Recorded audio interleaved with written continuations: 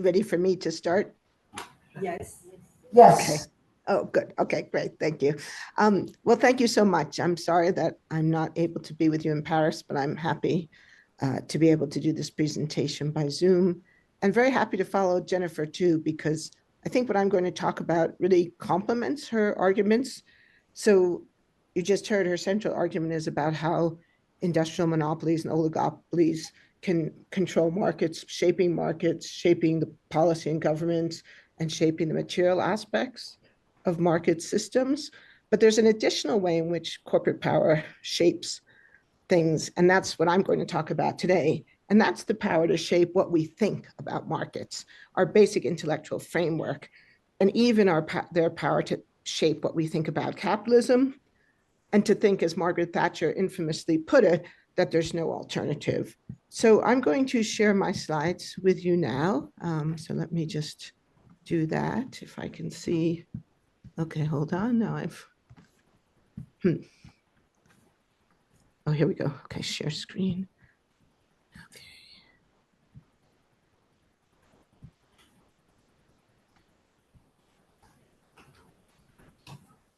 All right, can you see the slides? Yeah, hello? Yeah, okay, great. So the talk today I'm going to give is drawn from my new book with Eric Conway, The Big Myth, How American Business Taught Us to Loathe Government and Love the Free Market.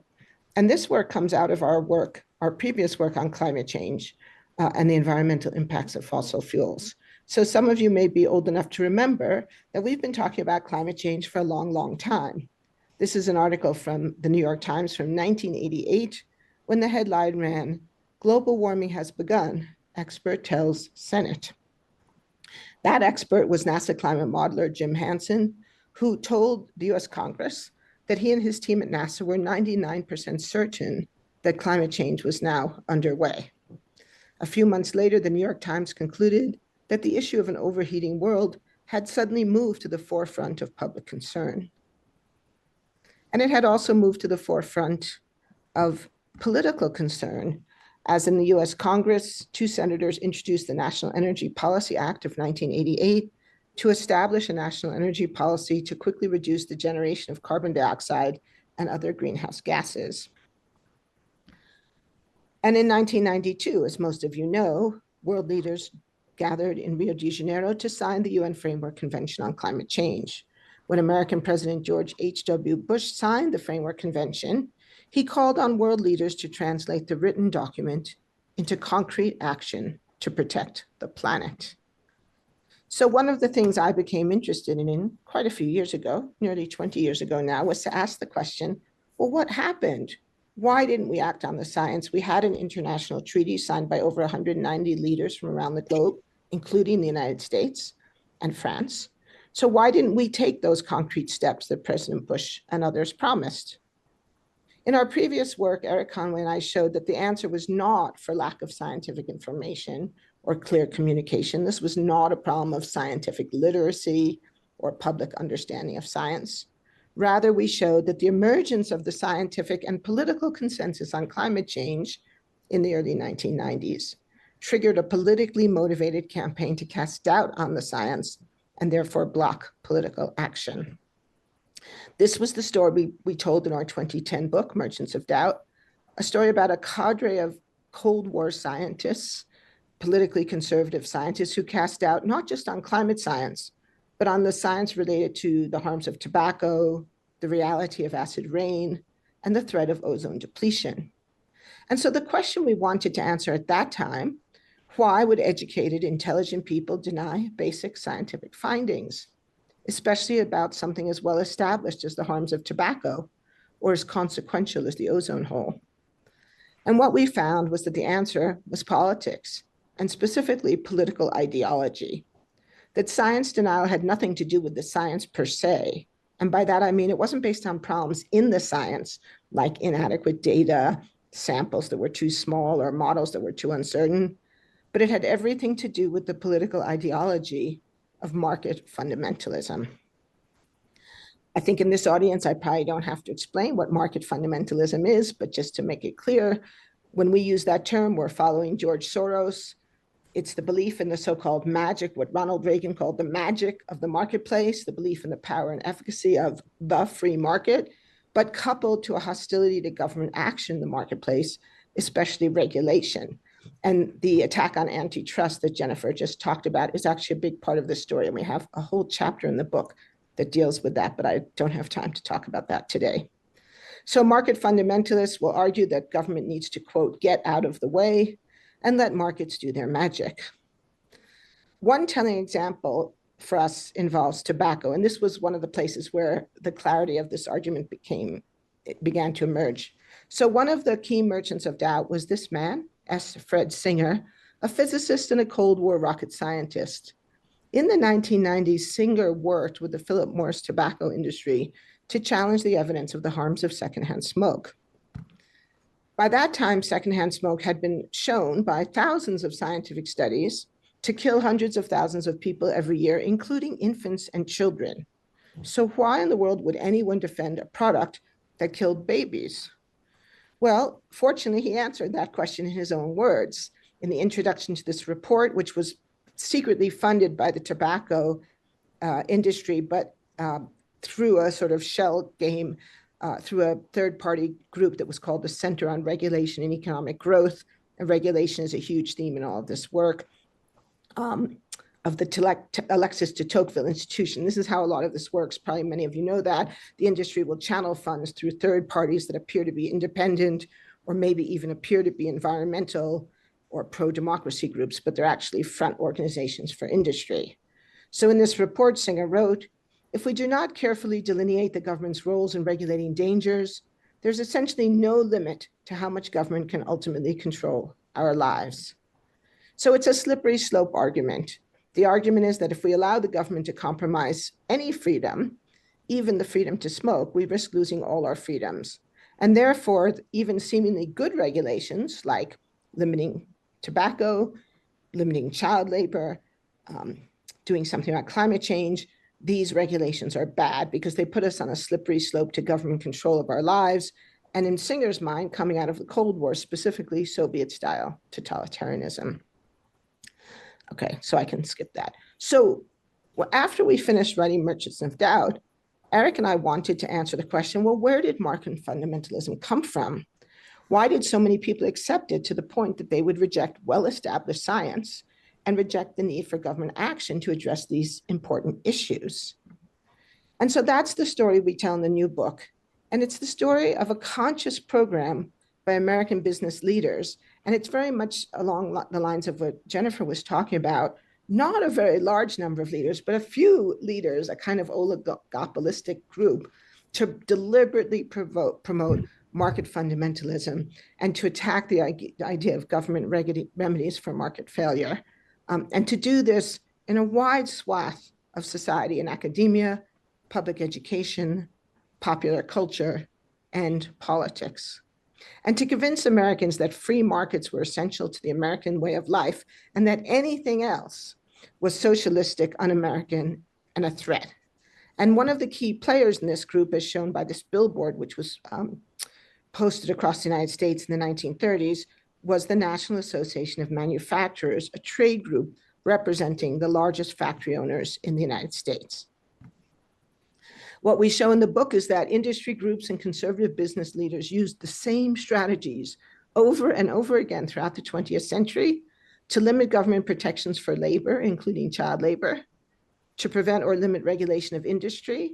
We focus specifically on the electricity industry, but also tobacco, fossil fuels, to protect the private sector actors from responsibility for the external costs of their products, like air pollution and climate change, and most recently, to deny the reality of climate change and prevent the sort of action that in 1992 looked to be imminent. They did this by a set of efforts involving advertising, marketing, attempts to influence radio, film, and television, and outright propaganda designed to persuade the American people that any compromise to economic freedom threatens our other freedoms and therefore the American way of life. This culminated, we argue in the election of Ronald Reagan, whose famous mantra was, government is not a solution to our problems, government is the problem, and the remaking of the Republican Party as it stands today into this incredibly anti-government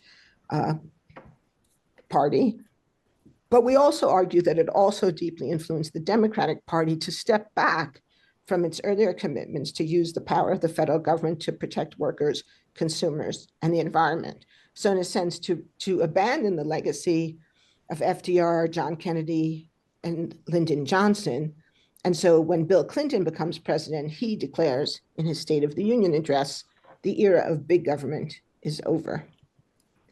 Now, telling this story of a big myth required a very big book. It's over 500 pages. So what I want to do today is just focus on a very small portion of this history, and hopefully you'll read the book as well as Jennifer's when it comes out. Jennifer, I can't wait to read your book. So this is a portion of the history about this ideological framework, inviting us to think about how Americans especially, but Europeans too, including people like Macron, have come to rely too much on markets and not enough on governance to address our economic and social needs and address market failure. So the story I want to tell today begins in the 1930s, just about 100 years ago, not quite 100 years ago, with ex-President Herbert Hoover. As most people know, Hoover lost the US presidency to Franklin Roosevelt in 1932 and was viewed by many, both ordinary citizens and historians, as a discredited president because of his conspicuous failure to address the Great Depression. But in fact, he remained highly influential in the Republican Party and in conservative and business circles. And in 1934, he wrote a book in which he articulated what would become the basic argument of market fundamentalism in the United States from then on. The book was called The Challenge to Liberty, and he wrote, "It holds both in principle and in experience that intellectual and spiritual freedoms cannot thrive except where there are also economic freedoms. It insists equally upon protections to all these freedoms, or there is no liberty." So this idea was used to push back against the reforms of the New Deal, to push back upon what these people argued were compromises to economic freedom, like laws limiting child labor or establishing minimum wages. The argument was taken up specifically and with great vigor by the National Association of Manufacturers, and particularly by this man, one of its leaders, J. Howard Pugh, who was the president of the Sun Oil Corporation. In the 1920s, NAM had been active fighting against laws to restrict child labor. And in the 1930s, they launched a multi-million-dollar propaganda campaign targeted at teachers, ministers, community leaders, and ordinary Americans to promote this thesis, which we call the indivisibility thesis, the idea that any compromise to economic freedom threatens political and social freedom. This framework was organized in 1939 under a framework that they called the Tripod of Freedom. In December 1939, just as war was breaking out in Europe, NAM issued this declaration. "In a world torn by war and dictatorship, Americans live at peace and in freedom. The best assurance that we shall remain free and at peace is our faith in constitutional representative democracy, in free enterprise, and in civil and religious liberty as inseparable fundamentals of freedom to be cherished and preserved." So sometimes they use the word inseparable, in other places, sometimes indivisible. So the claim was that America was founded on these three essential principles: representative democracy, civil and religious freedom, and what they called free enterprise. And that was a term they invented. Previously, people had talked about private enterprise. So the argument was that this was like a tripod, and if any one leg were compromised, the whole structure would tumble. And therefore, they argued it was essential to push back against the New Deal to protect free enterprise in order to protect political freedom and democracy. Now, this idea was promoted in a wide variety of formats and venues. I don't have time today to talk about them, but probably most successfully in a syndicated radio program written by NAM and extolling the virtues of capitalism and vilifying FDR and the New Deal. It was called The American Family Robinson, a nod to the story, The Swiss Family Robinson, that emphasized individual hard work, individual enterprise. And according to NAM's own documents, this was a piece of propaganda. The program's purpose was, quote, "to present openly and as effectively and attractively as radio will permit the fundamental principle that freedom of speech and of the press, freedom of religion and freedom of enterprise are inseparable and must continue to be if the system of democratic government under which this country has flourished is to be preserved. We know this radio program was syndicated to over 300 radio stations across the country. NAM supplied it free of charge, and the listener had no way of knowing that it was actually produced by NAM. Like, at no point did they say, oh, this program was written and produced by the National Association of Manufacturers. In 1948, Pew introduced this term indivisibility, which is where we get the term that we call this the indivisibility thesis. So this is a letter he wrote to the libertarian writer Rose Wilder Lane, and she's an interesting person I can talk more about later. So this is in December 1948, and he writes to her, "I believe that freedom is indivisible. When a part is taken away, that which remains is no longer freedom. To illustrate, suppose we should lose our industrial freedom. Then it would require a compulsory form of government in order to enforce the decrees, and a compulsory state can brook no freedoms." So you see here the development of an intellectual framework. Rose Wilder Lane was a very influential writer and journalist. She was the ghostwriter to her mother, Laura Ingalls Wilder, who wrote the very successful Little House on the Prairie stories, which I know many people in France have also read. So here we see this framework being developed as a kind of intellectual framework to justify what might otherwise seem unjustifiable, like defending child labor. So Pew and his colleagues, however, faced three problems. First of all, the indivisibility thesis simply wasn't true. Free enterprise appears nowhere in the US Declaration of Independence, nowhere in the US Constitution. And in fact, any historian of the United States can tell you government had been deeply involved in the American economy throughout its history. The argument was also hypocritical. NAM, Pew, and Herbert Hoover argued for businessmen's freedom to set wages and working hours in their factories, but they fought bitterly and sometimes violently against their workers' freedom to unionize or to engage in collective bargaining. And it was, of course, obviously self-serving. In the 1940s, memories of the Great Depression were still vivid and bitter. As historian Wendy Wall has noted, in the wake of the economic collapse of the Great Depression, the narrative of capitalist-driven growth seemed questionable at best, a monstrous delusion at worst. So how would they address these problems? How would they promote an idea that was false, hypocritical, and self-serving? Well, the obvious answer: recruit academics to bolster the case. American business leaders often criticize socialism and communism as, quote, foreign theories, but in fact, they themselves recruited foreign theorists to help them make their case. The two theorists were names probably known to this group, but mostly unknown to most Americans: Friedrich von Hayek and Ludwig von Mises, as you probably know, considered founders of the Austrian School of Economics. These business leaders created jobs, funded and financed jobs for them at NYU for von Mises and at the University of Chicago for von Hayek.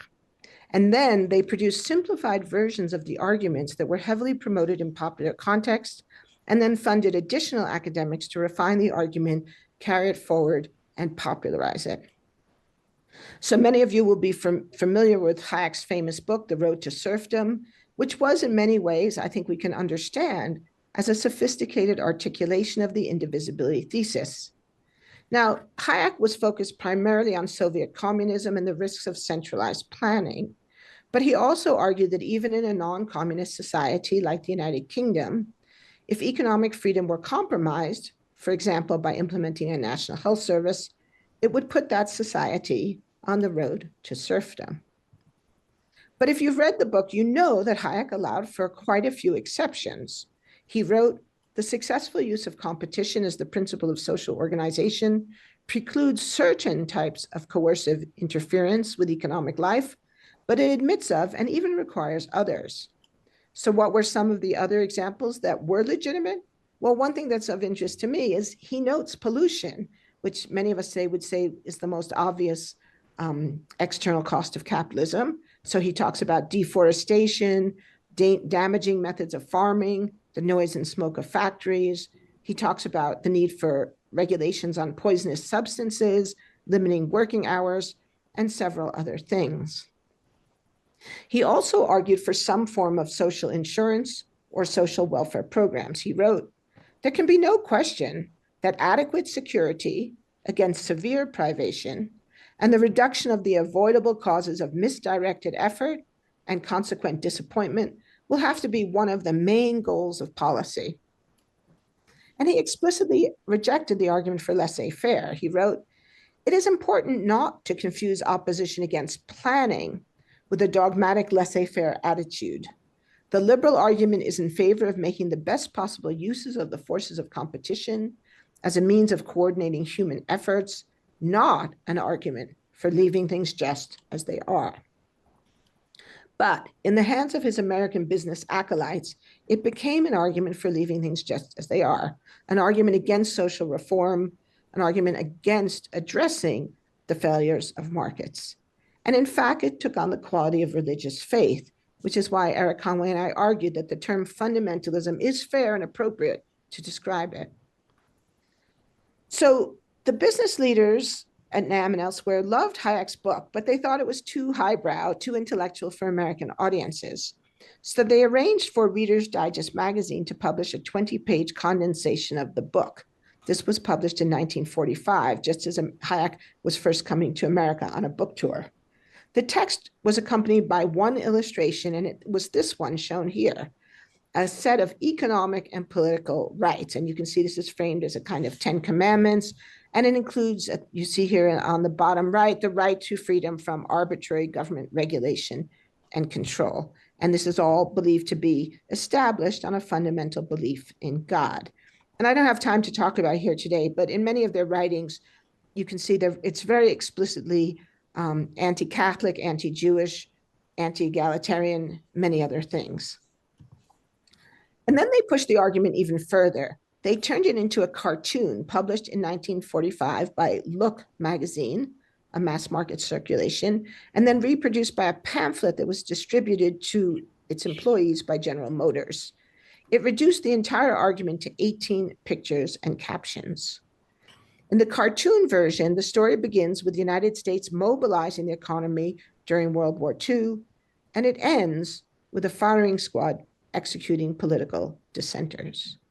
Now, we know from his own accounts that Ronald Reagan in 1950 read von Hayek's work, and the evidence suggests that he read the Reader's Digest version.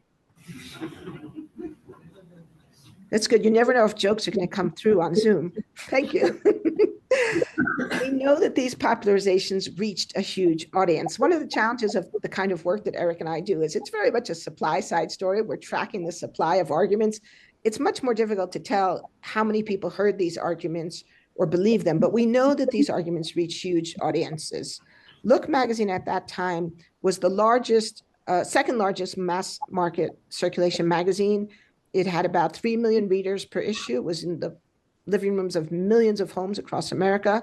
Reader's Digest was even larger with a circulation of 9 million. And we know that 1 million more copies of the pamphlet were distributed by General Motors. And just for comparison, the US population at that time was about 140 million. The key point is that in all of these popularizations, Hayek's nuances and caveats were expunged. All of his discussion of legitimate forms of, quote, interference in the marketplace were removed. And then they did the same thing to Adam Smith. So Hayek was brought to the University of Chicago to be part of a project called the Free Market Project. And there is some secondary literature about this. Phil Murawski and Dieter Pluve in particular have written about this, but it's still not as widely known as it should be. This project was not an indigenous project of the University of Chicago. It was conceptualized and funded by a former executive at the DuPont Corporation and also a member of the National Association of Manufacturers, Jasper Crane. DuPont had played a very major role in NAM and also in another pro-corporate group called the American Liberty League. And a man named Harold Lunno, who was the head of America's first libertarian foundation, the so-called Volcker Foundation. Crane was heavily influenced by Rose Wilder Lane, who we had just mentioned, who, as I said, was the ghostwriter to her mother, Laura Ingalls Wilder. So there's this network of intellectuals, academics, and powerful business leaders who now decide to fund and shape this project at the University of Chicago. The idea, and this is from their own letters, was to fund an academic program at a prestigious university to develop a blueprint for, quote, an effective competitive system of free enterprise that would include both the economics, but also the politics. Now, it's very clear that this was not objective research. There's no call for proposals, but rather the arguments are stipulated in advance. And the two key arguments would be the primacy of the free market as, quote, the most efficient organizer of society, and explaining that the free market is systematic, rational, not chaotic or disorderly, and consistently efficient in allocating resources to their best use. And it would emphasize the relationship between capitalism and freedom, with an emphasis on regulation as, quote, a menace to the free market and therefore to freedom generally. So we see these champions of competition did not actually support a free market of ideas or even open inquiry. So who were these participants? Well, I want to focus here on two key and important ones, George Stigler and Milton Friedman, who I think probably most of you have heard of.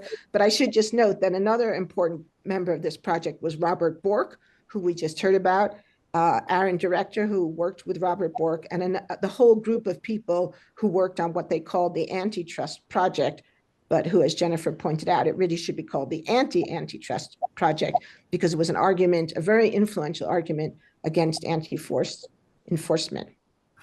But the two figures I want to focus on here are George Stigler and Milton Friedman, both of whom would later win Nobel Memorial Prizes in economics. In 1957, Stigler published an edited version of Adam Smith's classic work, The Wealth of Nations. Just as the edited version of The Road to Serfdom left out all of Hayek's caveats, so did Stigler's version of The Wealth of Nations. Now, if you've read it or read parts of it, you know that The Wealth of Nations is a giant book. So obviously, any version intended for students would have to leave a lot of things out. But Stigler left out all of the passages where Smith recognized the limits of self-interest and the need for taxation, regulation, and restraints on self-interest to protect public safety.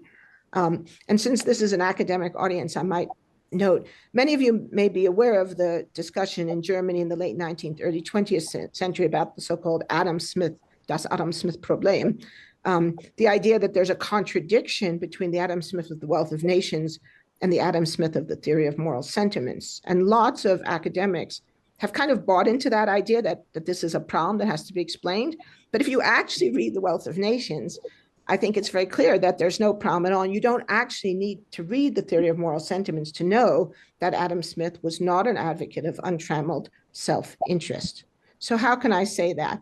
Well, Adam Smith has extensive discussions in The Wealth of Nations of the need for banking regulation, of taxation to support public goods like roads and bridges, of the need for minimum wages, because otherwise factory owners will pay literally starvation wages, and not just the right, but actually the necessity of workers to unionize to counter the power of factory owners, and the fact that rich factory owners would in fact influence Parliament to write laws that advantage them over their workers. So the very sort of influencing in policy and government that Jennifer was just referring to.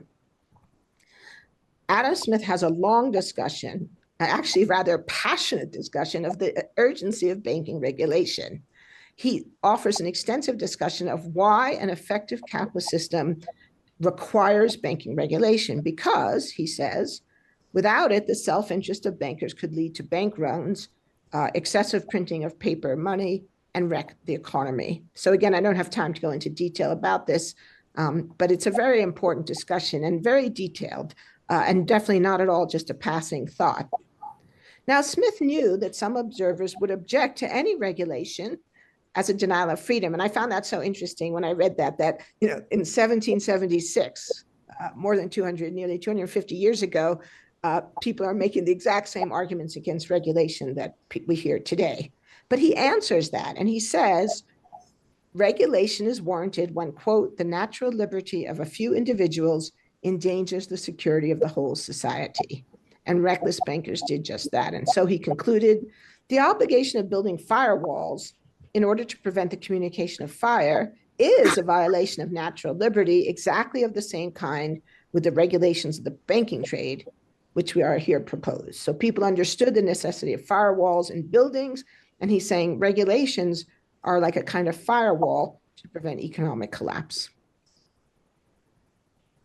What's really interesting to me about this story is that the early Chicago school, before the development of the free market project, this was widely acknowledged. So Jacob Viner was one of the founders of the Chicago school, summarized the modern, and this was in 1927, the modern advocate of laissez-faire who objects to government participation in business on the grounds that it is an encroachment upon a field reserved by nature for private enterprise, cannot find support for this argument in the wealth of nations. So why don't more people know this? And why do so many people, even highly educated people, think of Smith as an advocate of untrammeled self-interest?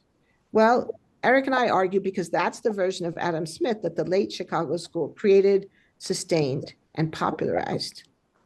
And a lot of that work was based on the work of Milton Friedman and his classic book published in 1962, Capitalism and Freedom. In 1962, Friedman published this work, which was essentially a restatement of The Road to Serfdom, but written for an American audience. The central argument was, quote, that the great threat to freedom is the concentration of power.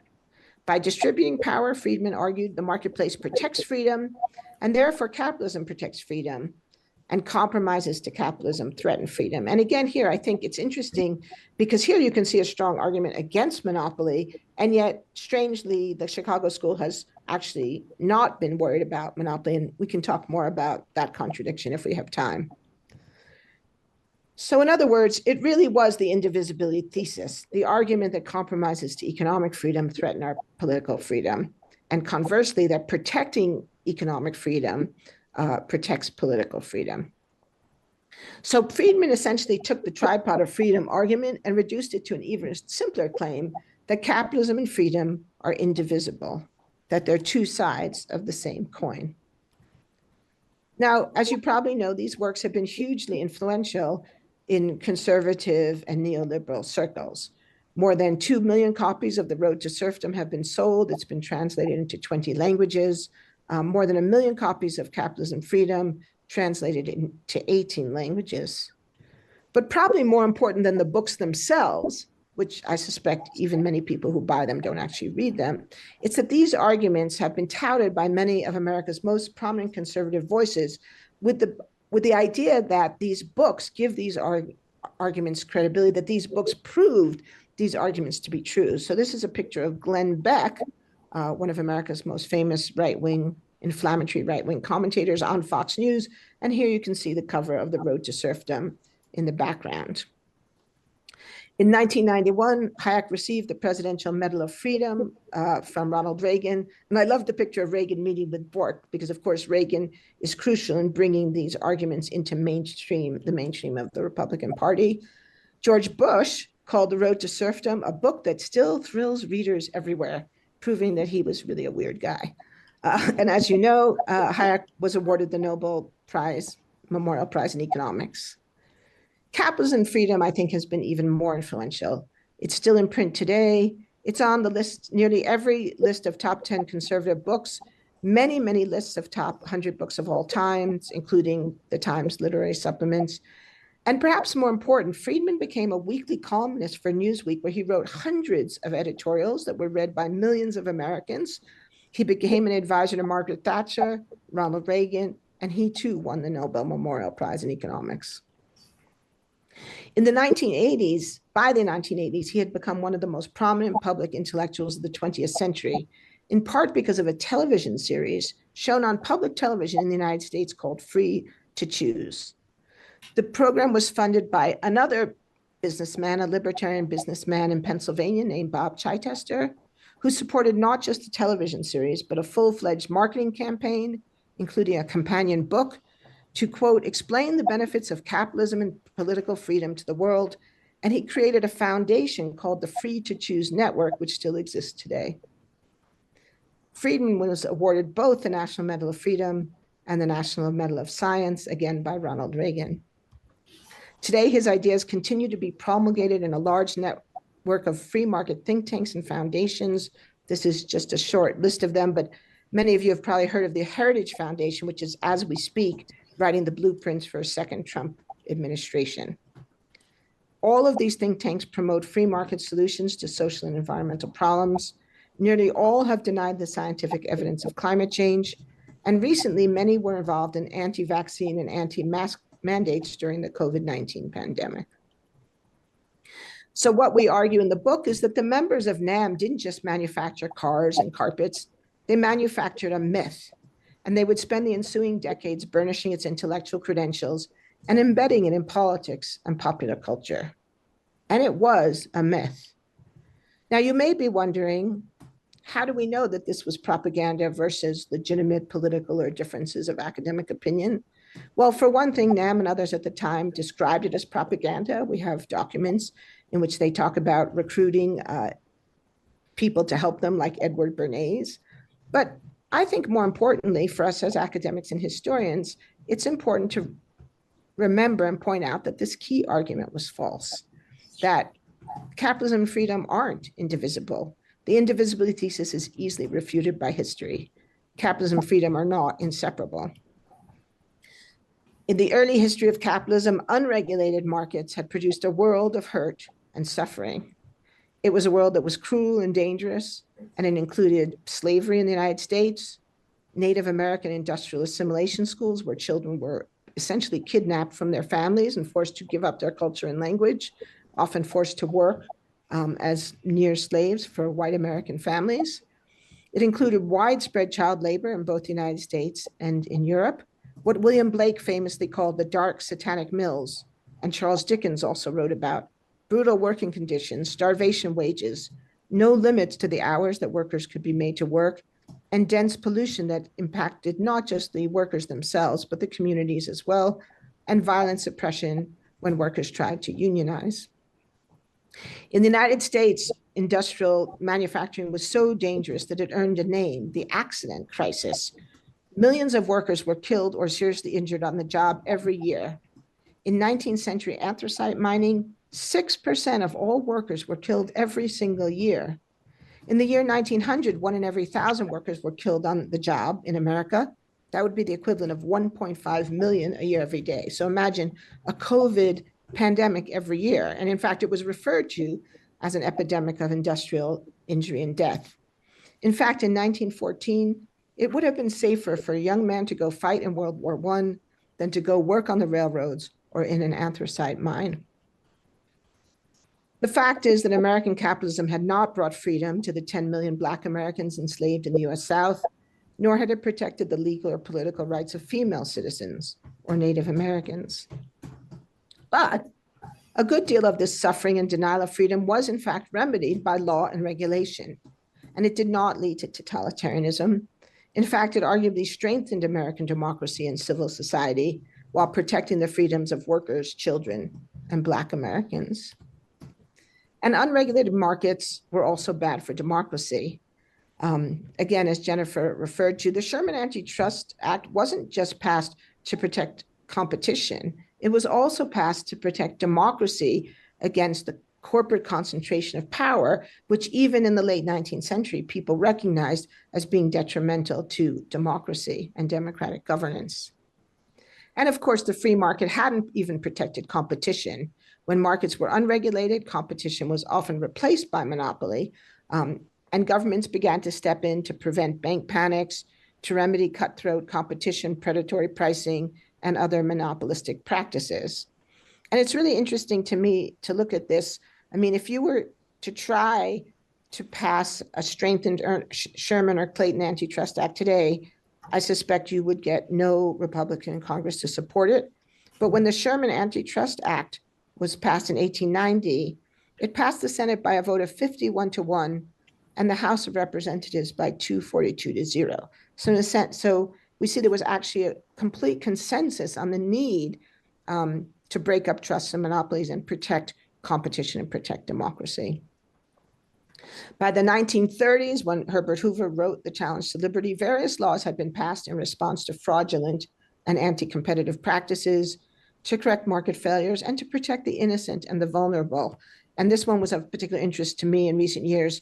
The first mandatory vaccination law in the United States was passed in 1809 in Massachusetts. And as I've already mentioned, these reforms did not lead the United States into totalitarianism. Okay, I think I can skip this.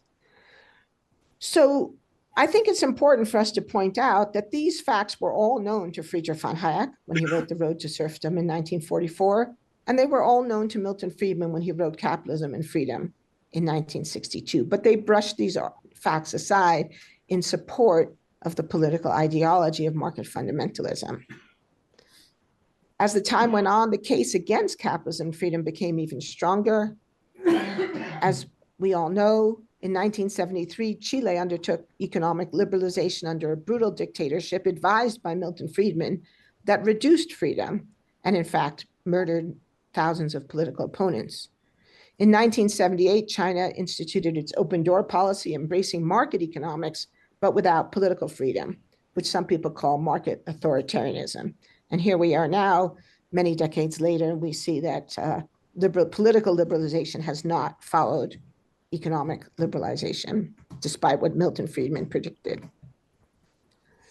Now, in 1962, Milton Friedman obviously didn't know what would happen in Chile or China, but he did know what had already happened in the United States, that American capitalism had not protected freedom, that workers, consumers, and environmentalists had to fight the American business community to protect their rights and their freedoms. So to wrap up, I think it's important for us to recognize that freedom is not protected by our forms of distributing goods and services, but by our forms of governance, which corporate leaders have consistently and in many cases fought to undermine. Freedom is protected by our laws and our civic norms. The Yale historian of European fascism, Timothy Snyder, has written, quote, "A common American error is to believe that freedom is the absence of state authority." Well, there's a long history in the United States of believing that the government governs best, governs least. But I think we can also see here partly why, even in the 20th century, so many Americans have made that error. It's because for more than a century, it's what we have been repeatedly and consistently told by powerful people and organizations. In 1864, in one of the most divisive moments in US history, Abraham Lincoln wrote, "We all declare for liberty, but in using the same word, we do not all mean the same thing. The shepherd drives the wolf from the sheep's throat, for which the sheep thanks the shepherd, while the wolf denounces him for the same act as the destroyer of his liberty." Or as Isaiah Berlin put it, "Liberty for wolves can be death to the lambs." So to conclude, market fundamentalism is by no means restricted to the United States, but I think it does find its fullest expression and most wide-ranging support here. And this, we argue, is neither coincidence nor historical contingency, but the result of a nearly century-long propaganda campaign to persuade the American people of the efficacy and benevolence of markets and the inefficacy and malevolence of big government, linked to a correlated insistence on the primacy of markets as protectors of freedom. Now, the free market, of course, is a complete theoretical idealization. The question we face is really not whether there's a role for governance in the marketplace. The real question is how we define that role, how we balance competing interests and competing freedoms, and how best to address market failures and remedy them when they occur. And this is what links our new work to our previous work on climate change, because we argue that the ideology of the free market stands in the way of addressing many of our biggest problems, from food supply to climate change. And of course, the climate crisis. Now, I do think that the tide is turning a little bit, but it's a very complicated political space. So just a few years ago, Klaus Schwab, the head of the World Economic Forum, said, "Free market fundamentalism has eroded workers' rights and economic security, triggered a deregulatory race to the bottom and ruinous tax competition, and enabled the emergence of massive new global monopolies." But oddly, he didn't actually mention the climate crisis, because the reality, as Kim Stanley Robinson, the novelist, has put it, the problem with the invisible hand is that it never picks up the check. Thank you very much. Thank you very much. This was a remarkable talk and great work. Thank you for your work. So do we have any question from the audience?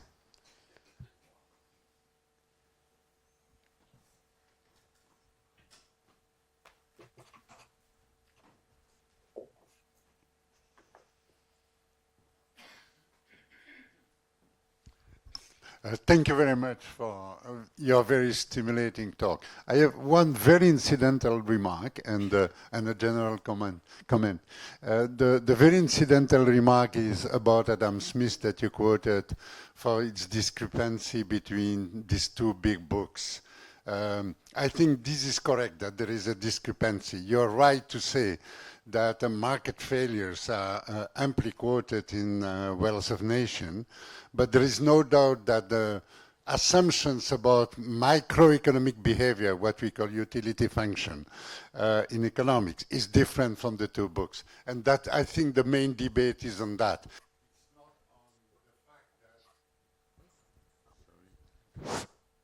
It's not on the fact that he would be quoting market failure in one book and not on the other. Just one small point.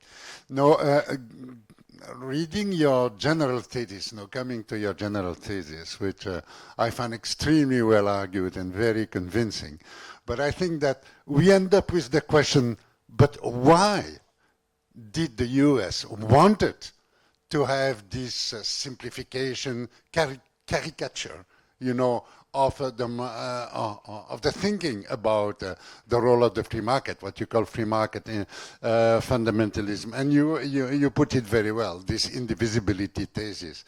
And I have just one reflection that came to my mind, is the following. If you look at all big empires, and there is no doubt that the US has been the superpower of the 20th century with an amazing achievement in terms of economic and technology and has come to dominate the world. But when you look all empires, they need an ideology to explain to the world why they are superior to others. European colonialism has been based on Victorianism. The Soviet Union has based its empire on the idea of communism, to in fact explain that they have a better ideology. And listening to you, I have the impression the US cannot just say, we know we are better than you in terms of technology and economics. We are better than you in terms of civilization, because we have a philosophy or an approach to our way of viewing the world that is superior to yours. So I think it's part of an imperialist outlook of the world, but I don't know what you think about that. Yes, thank you. I didn't catch all of it, but I think I caught enough. So I think you're absolutely right. And I think that is actually part of this larger story, that the American story is the story of freedom, right? And I spent a lot of time in the Reagan archives reading Ronald Reagan's speeches, and it's just astonishing how many times the man can put the word freedom or free markets into a single sentence and yet somehow have it sound coherent. So, but it's not just Reagan, right? If you listen to the speeches of virtually any American president really since FDR and including FDR, think about FDR's four freedoms, right? The idea that what America has really brought to this world is this sort of cherished value of freedom, and freedom interpreted very much in individual terms. So what the market fundamentalists do is really co-opt that ideology, co-opt the ideal of freedom, and then use that to say, look, what we're doing is good. You might think that we're hard-hearted and cold and heartless because we're opposing child labor laws, but it's not about that. It's about freedom. And this is exactly what the tobacco industry did as well.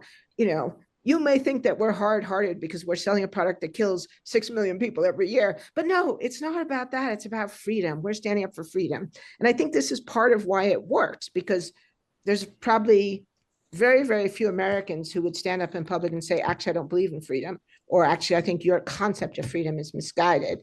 I mean, I've been thinking about that. How do we make an argument to say this framing of freedom is a wrong framing? And that's where the Isaiah Berlin piece comes in. It's a very, very difficult thing to do in the American context. And I know that if I try to do it, I will be immediately attacked by the Wall Street Journal, who will say, see, it proves it. Oreskes is a Stalinist after all. So it's a very big problem. I just want to say one thing about the utility function. And I hope in the book we make this clear. You know, the book is not meant to be an attack on the profession of economics writ large. And we certainly recognize that we have many colleagues in economics who understand market failure, many environmental economists who are trying to get at this issue. And this might be one way in which the US is different than Europe, because I was at the London School of Economics just a few weeks ago. It was super fun to talk about this work there. And there was a Belgian economist who said to me, look, we all understand there's market failure. Like, this is an argument that you don't have to make. But the thing is, he started talking about it as if like all economists understand market failure as kind of a very normal thing. And so one of the other economists said, well, hold on, wait a minute. The question is, what's the default assumption? Do you assume that markets are efficient and work well, and that market failure is the exception that needs to be explained? Or do you assume that market failure is the norm and well-functioning markets are the exception that has to be explained? And I thought that was a very insightful comment, because I would say that at least in the United States, and I know this from talking to my own students who are studying economics at Harvard, even as we speak, all of them will tell you that they are taught that markets are efficient, that markets are rational, and that market failure is the exception that has to be explained. But I think that we could question that. And one of the questions we do raise in the book is, well, where does this whole idea of market efficiency comes from? You know, where's the proof? Whoever did the key work that showed that markets were efficient and rational in the first place? And then you get into some very interesting territory. And we have this very fun quotation from John Williamson, who's considered the author of the Washington Consensus, where he says, well, you know, actually, it's kind of a curious thing. If you look for the articles that prove that markets are efficient, you can't actually find them, but it must be true because everyone believes it. You know, that would be, to me, as someone trained as a scientist, saying quantum mechanics must be true because everyone believes it, or plate tectonics must be true. I mean, that's kind of an astonishing admission in my views. So I think there are some big, interesting questions inside the field of economics, but that's not really the main point of the book. The main point of the book is to understand the larger ideological framework and how it was promoted and how it took hold.